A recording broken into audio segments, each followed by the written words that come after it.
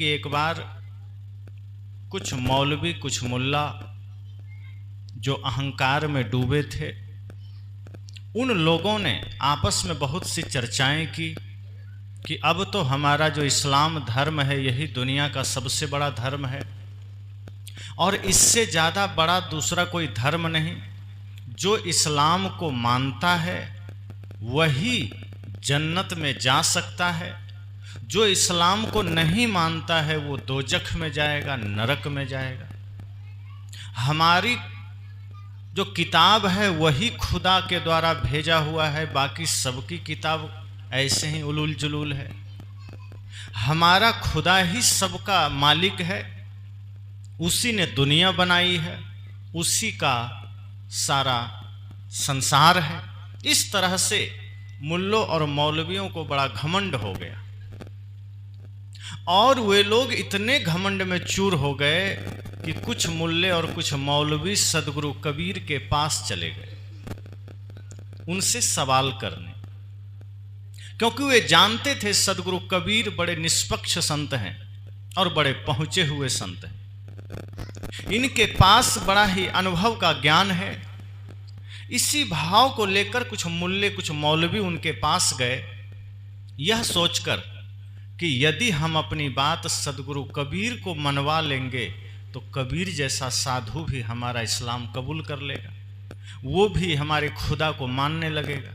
ये सोचकर वे सारे मौलवी गए अपना अपना पोथी लेकर, कुरान जो भी उनकी किताबें हैं लेकर, कि आज तो कबीर को हरा ही देंगे, आज तो ऐसा ऐसा सवाल करेंगे कि कबीर तो आज हार ही जाएंगे और हमारी जीत हो जाएगी और फिर कबीर को हम इस्लाम कबूल करवा लेंगे। इसी अहंकार में वे लोग सदगुरु कबीर के पास गए। सदगुरु कबीर अपनी कुटिया में बैठे थे, ध्यान मग्न थे और वो मौलवी वहाँ जाकर प्रणाम किया, कहा कि आज हम आपसे शास्त्रार्थ करने आए। कबीर साहब ने कहा अगर कुछ जिज्ञासा लेकर आए हो, कुछ मुमुक्षा लेकर आए हो तब तो कोई बात नहीं, स्वागत है, लेकिन कुछ और मनसा लेकर आए हो तो मेरे पास समय नहीं है। कहा नहीं, आज तो आपको जवाब देना ही पड़ेगा। आप बहुत ज्ञानी हैं, मैंने सुना है, आप बहुत ज़्यादा लोगों के प्रिय हैं, पर आज तो आपको मेरा जवाब देना होगा, मेरे प्रश्नों का उत्तर देना होगा। कबीर साहब ने कहा अगर तुम इसी मनसा से आए हो तो बैठो। साहब ने कहा कहो तुम्हारा क्या प्रश्न है और क्या तुम चाहते हो मुझसे। उन मौलवियों ने कहा कि हे सदगुरु कबीर, मैंने खुदा का पता लगा लिया है, मेरा खुदा ही इस दुनिया को बनाया है और मेरा खुदा ही सबका मालिक है, उसी की इच्छा से सब कुछ होता है, उसकी इच्छा के बिना यहां कुछ भी नहीं होता और उसको मानने वाला, उसकी इबादत करने वाला ही जन्नत में जाएगा, स्वर्ग में जाएगा। जो खुदा को नहीं मानेगा, खुदा ने आदेश किया है कि तुम उसको मार सकते हो, उसकी हत्या कर सकते हो और जो ऐसा करेगा वो स्वर्ग में जाएगा और जो खुदा को नहीं मानेगा वो नरक में जाएगा। कबीर साहब ने कहा और क्या है तुम्हारी खुदा की खासियत। उसने कहा हमारा जो कुरान है ये भी खुदा ने लिखा है। कबीर साहब ने कहा वो खुद बैठ के लिखा है। कहा ये तो नहीं पता, लेकिन ये किताब उसी का भेजा हुआ है। कबीर साहब ने कहा तुम्हारा खुदा ऊपर प्रेस बैठा के रखा है जो छाप के भेज दिया। उन लोगों ने कहा साहब आप तो मजाक कर रहे हैं, लेकिन ये किताब हमारे खुदा ने ही भेजा है और हम लोग उसी के अनुसार चल रहे हैं, उसी में लिखा है सब बात, इसलिए हमारे खुदा का पता चल गया। हमारे खुदा ही सब कुछ हैं और उन्हीं के दरबार में हम लोगों को जाना है, उन्हीं के द्वार में हम लोगों को हाजिरी लगाना है। आप भी चलिए, आपको भी अब हमारे उत्तर देना है और नहीं दे पाए तो खुदा के यहाँ जाना होगा। साहब ने कहा तुम्हारी बात खत्म हो गई। उन लोगों ने कहा हो गई, अब आप उत्तर दीजिए, पूछिए क्या पूछना है। तब साहब ने शुरू किया अपना सवाल। कहा ऐ मौलवियों, ऐ फकीरों, ऐ दरवेशों, तुमसे मेरा कुछ सवाल है। अगर मेरे सवाल का जवाब तुमने सही सही दे दिया तो मैं अभी ही इस्लाम में चला जाऊंगा, तो मैं अभी ही तुम्हारे खुदा को मानने लगूंगा, और यदि तुमने जवाब नहीं दिया तो तुम नरक में जाओगे। मौलवियों ने सोचा कहीं हम उल्टा तो नहीं फंस जाएंगे, हम तो आए थे साहब को फंसाने, कहीं हम ही ना फंस जाएं। फिर भी वो लोग धीरे भीतर से डरते हुए कहा, पूछिए क्या कहना है। तब साहब अपने पद के माध्यम से इसी 49वीं रवेनी में पूछते हैं कि दर की बात कहो दरवेशा, वाद साह है कौने भेसा, कहाँ कूच कहाँ करे मुकामा, मैं तो ही पूछो मुसलमाना, लाल जर्द की नाना बाना, कौन सुरती को करो सलामा, काजी काज करहु तुम कैसा, घर घर जबह कराबहु भैसा, बकरी मुर्गी किन फुरमाया, किसके कहे तुम छुरी चलाया, दर्द न जानहु पीर कहा बहु, बैता पढ़ी पढ़ी जग भरमाबो, कहीं कबीर एक सैयद बहावे, आप सरीखा जग कबुलावे, दिन को रहत है रोजा रात हनत है गाय, यह खून वह बंदगी क्यों कर खुशी खुदाए। साहब ने पद में इतना सारा प्रश्न और उत्तर दोनों डाल दिया कि मौलवी तो चक्कर खा के गिर पड़े। कुछ को तो समझ में भी नहीं आई। लोगों ने कहा इसका अर्थ समझाइए। साहब ने कहा दर की बात कहो दरवेशा, तुम जिस खुदा की दरबार की बात कर रहे हो, तुम जिस अपने पैगंबर के दरबार की बात कर रहे हो, दर की बात कहो दरवेशा, तुम अपने उस दरबार की बात मुझसे बताओ, उसका पता बताओ, कहाँ है वो दरबार। तुम जिस दरबार की बात कर रहे हो इस धरती पर है कि आकाश में है। अब वो लोग तो घबरा गए, कहा देखे तो हम नहीं हैं। कहा फिर कैसे बोल रहे हो, उसका पता चल गया है। अगर इस धरती पर है तो धरती पर निर्मित जो कुछ भी है वो सब जड़ है, और जो जड़ है उसका नाश होना तय है। और तुम तो कहते हो हमारी खुदा ने ही सब कुछ बनाया है। तो जब तुम्हारे खुदा ने ही सब कुछ बनाया है तो उसका दरबार धरती में है कि आकाश में है, उसका पता बताओ। बादशाह है कौने भेसा, और ये बताओ कि तुम्हारे खुदा का वेश क्या है, उसको तुमने पहचाना कैसे, वो कैसा कपड़ा पहनता है, कैसा दिखता है, तुमने देखा है। अब वो लोग चुप हो गए, कहे नहीं देखे तो नहीं है। कहा फिर कैसे कह रहे हो कि हमने खुदा को जान लिया और पता लगा लिया।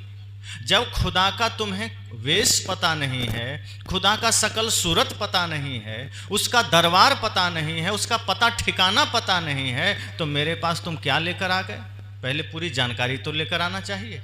जिस खुदा की तुम मुझसे चर्चा करने आए हो उसका तो तुम्हें कुछ पता ही नहीं है कि उस दिखता कैसा है, उसका घर मकान कहाँ है। आगे साहब कहते कहाँ कुछ कहाँ करे मुकामा, तुम ये भी बता दो कि वो कहाँ आता है कहाँ जाता है। तुम कह रहे हो एक जगह नहीं रहते हैं, तो कहाँ से आ रहा है कहाँ जा रहा है। ऐ मुसलमानों, मैं तुमसे पूछ रहा हूँ, ये बताओ कि तुम्हारा खुदा कहाँ से आया और कहाँ जा रहा है। ना तो तुम्हें उसका पता मालूम है, ना उसका तुम्हें वेशभूषा मालूम है, ना तो वो कहाँ से आया कहाँ गया ये मालूम है, ना उसकी यात्रा का कुछ ध्यान है। फिर तुम किस आधार पर कह रहे हो कि खुदा को मैंने जान लिया है। खुदा को जानने का तरीका क्या है, और उसी अज्ञानता को तुम दूसरों पर थोपना चाहते हो। तुम ये कह रहे हो कि दूसरे लोग भी खुदा को माने, जिसका कुछ अता पता ही नहीं है उसको कैसे माने। ये तो ऐसा ही हुआ जैसे एक बार एक आदमी की नाक कट गई। अब नाक कट गई तो स्वाभाविक है आदमी तो बदसूरत दिखेगा। किसी की नाक कट जाए तो फिर उसकी सारी खूबसूरती चली जाती है। तो उसकी गलती से कहीं नाक कट गई तो लोगों ने कहा कैसे कटी। अब वो सोचा अगर मैं ऐसे ही कुछ बोल दूंगा तब तो लोग थोड़ा मजाक बनाएंगे, तो वो तरकीब निकाला। वो सोचा कुछ ऐसा बोलें कि दो चार लोग और नाक कटा लें, ताकि हमारे साथ दो चार लोग शामिल हो जाएं। तो अब एक से भला दो, एक की नाक कटी और चार पांच की और कट जाए तो संतोष मिलता है कि नहीं मेरा अकेले का नहीं और भी दो चार लोग हैं, तो उसको भी लोग शकल से बदसूरत कहेंगे, हमको अकेले थोड़े कहेंगे। तो वो बहुत दिमाग लगाया, सोचा बेचारा क्या किया जाए। तब उसने कहा देखो भाई मेरी नाक ऐसे वैसे नहीं कटी, दरअसल ये नाक बाधा बन रही थी, भगवान का दर्शन नहीं हो रहा था। जब भी आंख बंद करते थे तो ये नाक बीच में आ जाती थी, और इसके वजह से हम भगवान को देख ही नहीं पाते थे। इसलिए हमने नाक काट दिया, और जैसे ही नाक काटा भगवान का दर्शन हो गया। अब जो दूसरा आदमी सवाल किया था वो कहा सिर्फ नाक काटने से भगवान दिख गए। उसने कहा बिल्कुल।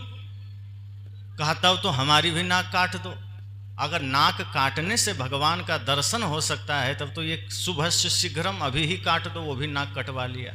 अब जैसे नाक काटा तो कुछ नहीं दिख रहा है, चेहरा उसका भी बदसूरत हो गया। उसने कहा अब तुम झूठ बोल दिए मुझसे, तुम तो ठग लिए मुझको, ये तो बिल्कुल छल है, कुछ भगवान नहीं दिख रहा है। उस आदमी ने कहा तो तुम दूसरों को सच बता दो। कहा नहीं, हम क्यों सच बताएं, हम भी यही बताएंगे कि भगवान के दर्शन में बाधा है, क्योंकि हम अकेले क्यों कटाएं। अब यही चक्कर में वो भी दूसरों को यही बताने लगा कि भगवान को देखने में नाक बाधा थी, इसीलिए नाक कटवा लिए। इस तरह से 10, 15, 20, 50 की संख्या में उसकी भी एक जमात बन गई। साहब ने कहा यही तो तुम कर रहे हो। खुदा का आता पता नहीं है, उसका ठिकाना नहीं है, देखने का तरीका मालूम नहीं, और दुनिया को तुम खुदा का दर्शन करवा रहे हो। तुम्हें खुद मालूम नहीं है खुदा कैसा है। जिसने खुद पता नहीं किया कि खुदा है कैसा, वो दूसरों को बताया जा रहा है। बुझा हुआ दीपक कहीं दूसरे दीपक को जला सकता है? कभी भी जला हुआ दीपक ही दूसरे दीपक को जला सकता है। जो आदमी खुद बंधन में है वो दूसरे का बंधन काट सकता है क्या? जो आदमी खुद नरक में है वो दूसरों को स्वर्ग भेज सकता है क्या? अंधा किसी को राह बता सकता है क्या? सदगुरु कबीर ने कहा तुम तो वही काम कर रहे हो। तुम्हें खुद पता नहीं है खुदा का, तुम्हें खुद ज्ञान नहीं है परमात्मा का, और तुम दूसरों को तलवार के बल पर हिंसा करके इस्लाम कबूल करवा रहे हो और सोच रहे हो कि सबको हम खुदा का पता बता देंगे। तुम्हें तो खुद ही खुदा का पता नहीं है। साहब ने कहा कहाँ कूच कहाँ करे मुकामा, मैं तो ही पूछूं मुसलमाना, इसलिए तुम बताओ कि वो खुदा कहाँ से आता है, कहाँ जाता है, क्या उसका रहस्य है, बताओ, हम मान लेंगे। तुम कुछ तो बताओ, कुछ तो पता बताओ, अनजाने में कैसे मान लेंगे। आदमी बाजार एक घड़ा खरीदने भी जाता है तो ठोंक के 4 बार देखता है कि घड़ा ठीक है कि नहीं। तुम खुदा को मानने की बात कर रहे हो और बिना आता पता के। तब साहब ने अगली बात कही, चलो कोई बात नहीं, आगमन प्रस्थान का पता नहीं है, वो कहाँ आता है कहाँ जाता है इसका ज्ञान नहीं है, तो यही बता दो, लाल जर्द की नाना बाना, लाल है कि पीला है कि अनेकों कलर का है, खुदा का रंग कैसा है, वो लाल कलर में है कि पीला कलर में है कि हरा नीला कथा नाना प्रकार के कलर में है, ये तो बताओ, कुछ तो स्पष्ट करो। ए मौलवी, इतना तो बताओ कि तुम्हारे खुदा का रंग रूप क्या है, कलर क्या है, लाल है कि पीला है, जर्द मतलब पीला, पीला है कि सफ़ेद है, कौन सा कलर का है, क्योंकि कुछ तो बताओ जिसको हम सलाम करें, किस रूप को हम सलाम करें, किस रूप को हम नमस्कार करें। जैसे अभी जितने हमारे महापुरुष हैं उनकी तो फोटो है, राम जी की फोटो है, कृष्ण जी की फोटो है, कबीर साहब की फोटो है, भगवान बुद्ध की फोटो है, शिव जी की फोटो है, तो हम उनका एक फोटो देखते हैं, उनको सिर झुका लेते हैं। साहब ने कहा तुम्हारे खुदा की फोटो कहाँ है, वो कौन सा कलर का है, उसका रंग बताओ। अगर उसका कोई रंग रूप है तभी तो सिर झुकाएंगे, कहाँ झुकाएं, अंधेरे में किधर सिर झुका दें, कुछ पता थोड़े चलेगा। अब तुम इस तरह से बात कर रहे हो कि खुदा का आता पता है, तो तुम बताओ ना सही। सच तो ये है कि तुम अपनी अज्ञानता को छिपा रहे हो, ना तुम्हें खुदा का ज्ञान है ना तुझे खुद का ज्ञान है। और सच तो ये है कि जिस दिन तुम्हें खुद का ज्ञान हो जाएगा उसी दिन तुम्हें खुदा का ज्ञान हो जाएगा। और खुद के सत्य से तुम अनजान हो और अनजाने में तुम खुदा को दिखा रहे हो। अब अनजाने में खुदा कहीं दिखेगा? खुदा का ज्ञान उसे ही हो सकता है जिसे खुद का ज्ञान है, और जिसे खुद का ज्ञान है फिर उसे यहाँ तहाँ झांकने की जरूरत नहीं है, फिर तो जहाँ देखेगा वहीं खुदा का दर्शन, फिर तो जिसमें देखेगा वहीं खुदा का दर्शन होगा। एक आदमी को रतौंधी आती थी। अब स्वाभाविक है कि रतौंधी जब आती है लोगों को, जिसको रतौंधी होती है, तो थोड़ी से भी अंधेरे में उसको स्पष्ट दिखाई नहीं देता है। तो ऐसे ही एक आदमी को रतौंधी आती थी। संजोग की बात है, वो अपने समधी के घर गया, शाम का समय था, पहुंचते पहुंचते शाम हो ही गई थी। अब अंधेरा होने को था, लगभग अंधेरा हो चला था। सत्य से अनजान या फिर झूठ को सत्य बनाकर पेश करना कि मुझे सब आता है, मुझे सब कुछ का ज्ञान है, आदमी कितनी मूर्खता सिद्ध करता है। ये धर्म के मार्ग में भी ऐसा है। संप्रदायों में भी ऐसा है। तो वो आदमी रतौंधी के कारण कुछ देख नहीं पाता था, ज़्यादा स्पष्ट नहीं हो पाता था, बहुत थोड़ा थोड़ा दिखता था। तो वो समधी के घर गया, शाम हो चली थी। संजोग ऐसा हुआ कि उसको दिखना थोड़ा कम हो गया, तो मेन गेट के बजाय वो घर के पीछे पहुंच गया। अब घर के पीछे चला गया तो बड़ी भूल हो गई। अब क्या करें? अब ऐसे हाथ से पकड़ के यहाँ से वहाँ जाए दीवार में, फिर यहाँ से यहाँ, कहीं गेट मिले ही नहीं। वो पुराने ज़माने में फूस का छप्पर होता था, तो उसी को पकड़ते पकड़ते वहाँ तक जा रहा है, फिर यहाँ आ रहा। तभी जो उनके समधी हैं वो पीछे चले गए घर के कि क्या आवाज़ आ रही है खर खर खर करके। वो जैसे ही गए तो देखते हैं ये तो हमारे समधी जी आए हुए हैं। उन्होंने कहा, समधी जी घर का दरवाज़ा दूसरे साइड है, आप इधर कैसे आ गए? आपको दिखाई नहीं देता क्या? जैसे ही उन्होंने कहा आपको दिखाई नहीं देता क्या, उस व्यक्ति ने सोचा अगर मैं कह दूं हाँ दिखाई नहीं देता, रतौंधी हो गई है तो थोड़ा सा इज्जत की बात है, हंसी के पात्र बन जाएंगे। उसने कहा नहीं नहीं, ऐसी कोई बात नहीं, हमें बहुत अच्छे से दिखाई देता है और हम सब कुछ देख सकते हैं, कोई दिक्कत नहीं है, हमारी आंखें बहुत तेज है, कहीं कोई समस्या नहीं। तो उनके समधी जी ने कहा फिर आप घर के पीछे कैसे चले और आप तो छप्पर पकड़ रहे हैं? कहा बात यह है कि हमारी आंखें ठीक है, हम देख सकते हैं, वो तो हम आपका छप्पर देखने आ गए कि आप कैसा बनाए। समधी जी ने कहा लगता है हो सकता है इंजीनियर होंगे, कोई बात नहीं। कहा ठीक है, देखा हुआ हो गया तो चलिए मेरे पीछे। उसके बाद उनको लेके घर में गए, छिपा लिया उसने, जो सच्चाई थी उसको छिपा लिया। वो ये दिखाया कि मैं सब जानता हूं, वो ऐसा प्रस्तुत किया स्वयं को कि मुझे ऐसा कुछ नहीं जिसका ज्ञान नहीं है, मैं तो आपका छप्पर देख रहा था ठीक बना है कि नहीं। अब मन में तो पीड़ा हो रही है कि हम तो सच में भटक रहे थे, हमको तो दरवाज़ा ही नहीं मिल रहा था, हम तो गलती से इधर आ गए, लेकिन अब कैसे कह दें कि रतौंधी है? कहा नहीं, हम छप्पर देख रहे। समधी जी को लगा हो सकता है ये इंजीनियर आदमी, क्या पता। वो घर गए, उसके बाद बातचीत हुई, बैठे। पहले का जमाना था, लाइट बिजली तो थी नहीं, दिया का प्रकाश था। भोजन का समय हुआ, तो जैसे ही भोजन का समय हुआ तो खाने के लिए बैठे।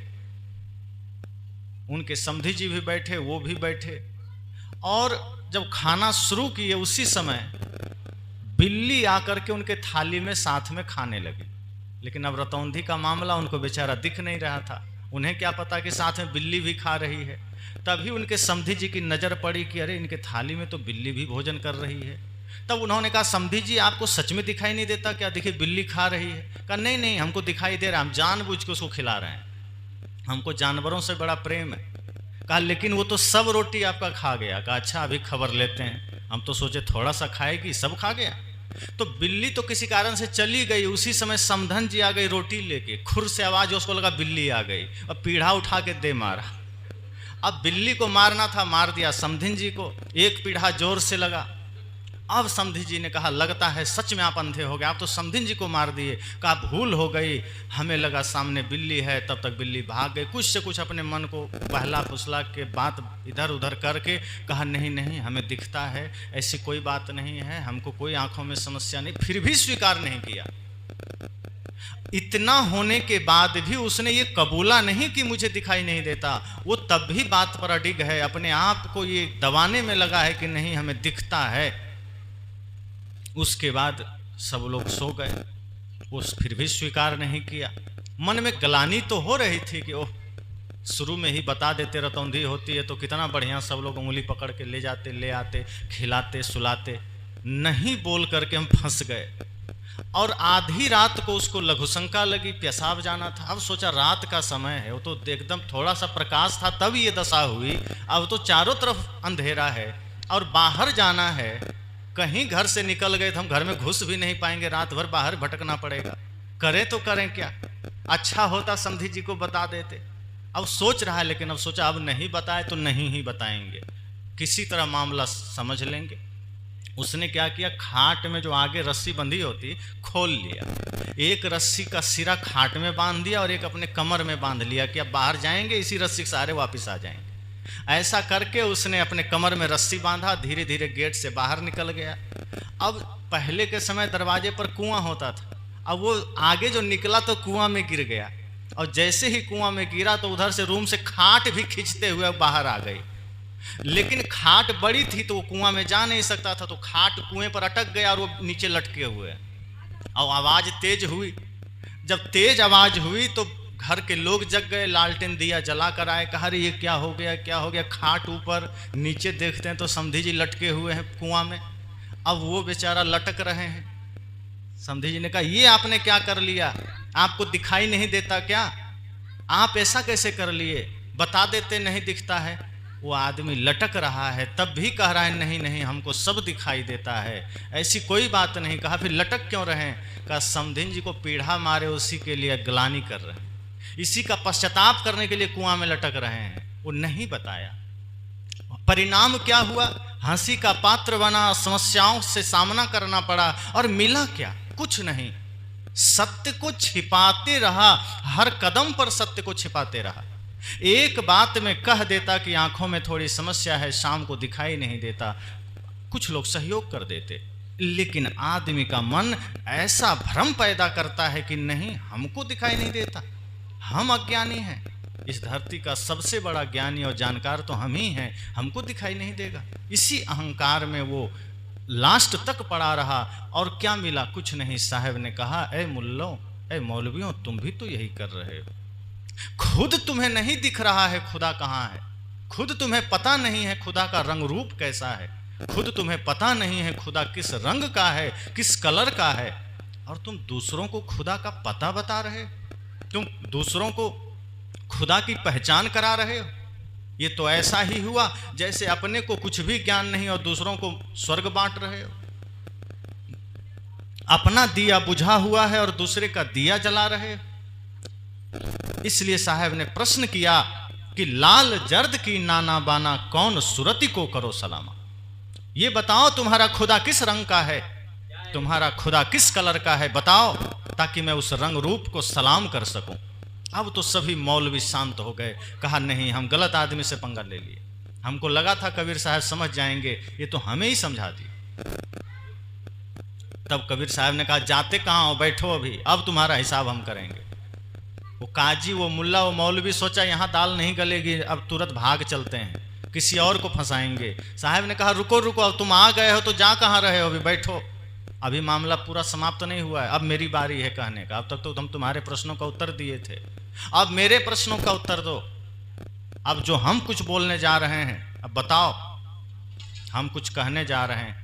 उन लोगों ने सोचा अब तक इतने में ही तो हमारी हालत खराब हो गई, अब सदगुरु कबीर क्या कहेंगे, अब साहब क्या बोलेंगे, क्योंकि किसी को अंदाजा नहीं था कि हम सदगुरु कबीर के पास जाकर के जलील हो जाएंगे, क्योंकि वो आया ही था गलत मानसिकता से। साहब ने कहा अगर आप जिज्ञासा से किसी संत के पास जाते हैं, भाव से जाते हैं, सच में आपके भीतर कोई प्रश्न जागृत हुआ है, उसका समाधान होगा। लेकिन आप किसी की ज्ञान की गहराई नापने गए हैं तो आप खुद जलील होकर आएंगे। साहब ने कहा तुम मेरे पास जिज्ञासा से नहीं आए थे, तुम मेरे पास मोक्ष की इच्छा से नहीं आए थे, तुम तो इसलिए आए थे कि कबीर को हरा देंगे और उसको मुसलमान बना देंगे। तो ध्यान रखना, मैं सिर्फ इंसान हूं, और ये भी ध्यान रखना कि मैं किसी को ना हिंदू बनाता हूँ, ना मुसलमान बनाता हूँ, ना सिख ईसाई जैन बौद्ध बनाता हूँ, मैं लोगों को सिर्फ इंसान बनाता हूँ। इसलिए एक भजन में आया है, भक्त या विद्वान कवि, भगवान पंडित मौलवी, भक्त या विद्वान कवि, भगवान पंडित मौलवी, जो भी बनना बाद में, पहले बनो तुम आदमी। आदमी के शहर में मैं ढूंढता हूँ आदमी, आदमी के शहर में ही खो गया है आदमी। आदमी के शहर में मैं ढूंढता हूँ आदमी। कवि क्या कहता है, भक्त बाद में बनना, विद्वान बाद में बनना, वैज्ञानिक बाद में बनना, पंडित मुल्ला बाद में बनना, पुजारी बाद में बनना, जो भी बनना बाद में, पहले बनो तुम आदमी। क्यों? क्योंकि इस आदमी के शहर में मैं ढूंढता हूं आदमी। साहब ने कहा जब मैं आदमी खोजने निकला तो मुझे ब्राह्मण तो मिल गया, कोई क्षत्रिय मिल गया, कोई यादव मिल गया, कोई बनिया मिल गया, कोई दलित मिल गया, कोई पीड़ित मिल गया, कोई धनी मिल गया, कोई गरीब मिल गया। इतने खोजने के बाद मुझे कोई आदमी नहीं मिला। मैं जब पूछा तुम किस जाति के हो, तो आदमी सीधे कहता है कोई यादव हैं, कोई कुछ हैं, कोई कुछ हैं, दूसरा कुछ बताता ही नहीं। आदमी अपने आप को किसी ना किसी जाति से जोड़ लिया है, साहब ने कहा, लेकिन मैं किसी को जाति से नहीं जोड़ता।